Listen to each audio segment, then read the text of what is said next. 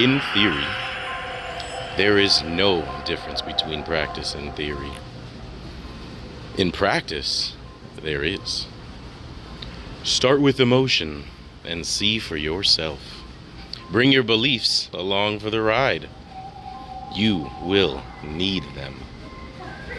Using the heart as a symbol, consider matters of reality, where the symbolic heart and mind work together in balance, regardless of the theory behind the belief.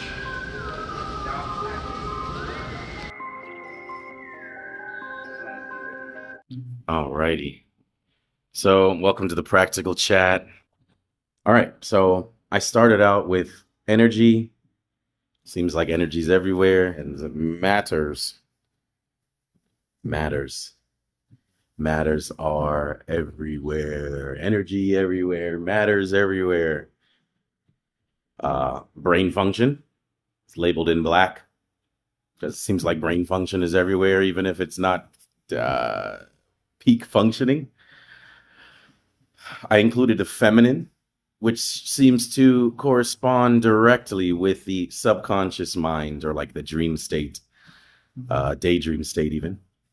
And then the masculine mind corresponds with the awake state or the conscious state. Feminine plus masculine, adding them together is what I was trying to figure out. But that's single-minded, in love, conscious is subconscious, mashed together to be single-minded, where the subconscious and conscious work together, where you go to sleep and you wake up and it's all together. So I started with an object, and I noticed that when you look at an object, it's too much focus. So you have a feminine subconscious focus. There's not enough moral reward, and it's mostly excitement for disappointment. So you're really, really excited and you get disappointed. Really, really excited to get disappointed. Sounds like a lot of subconscious things, but this first graph, I tried to put it together and it was missing so much. Anything is possible. That's under facts. That's the, as it corresponds with, let me zoom it out here. Okay, so as it corresponds with feminine and masculine, you have the mind, you have the subconscious mind, and you have feminine down here. Masculine is when you add facts, and I've labeled that in orange. That's the excitement for least disappointments, for like the absolute least disappointments. So when you have the facts, you can say, okay, I like this, and I'll enjoy this part of it, even though I have the facts, knowing that there might be bad parts of it. The last part is where I combine them both, masculine and feminine. So having used these three colors at first, yellow and red are supposed to combine to make orange. But I wasn't thinking that way when I first made this graph, so the colors don't line up. But basically, we got the energy and matters as an object, the energy and matters as facts, and the energy and matters as truth.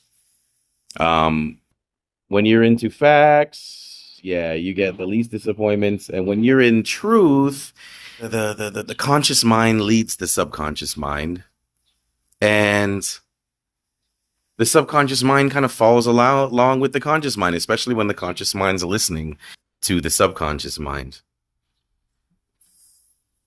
The mystery, when it comes to truth, when the mystery is known, I figured that much out.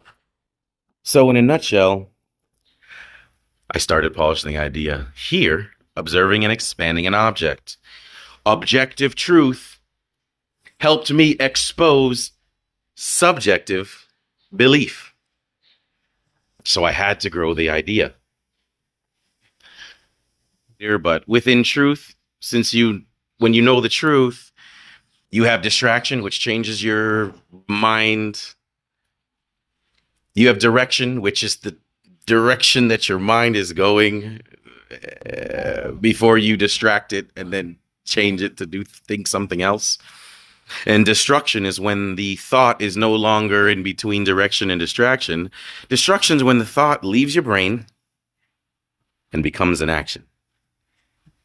So between the direction of your thoughts, the distraction of your thoughts, and the destruction of your thoughts, which is action, you have this ongoing circle of things and ideas.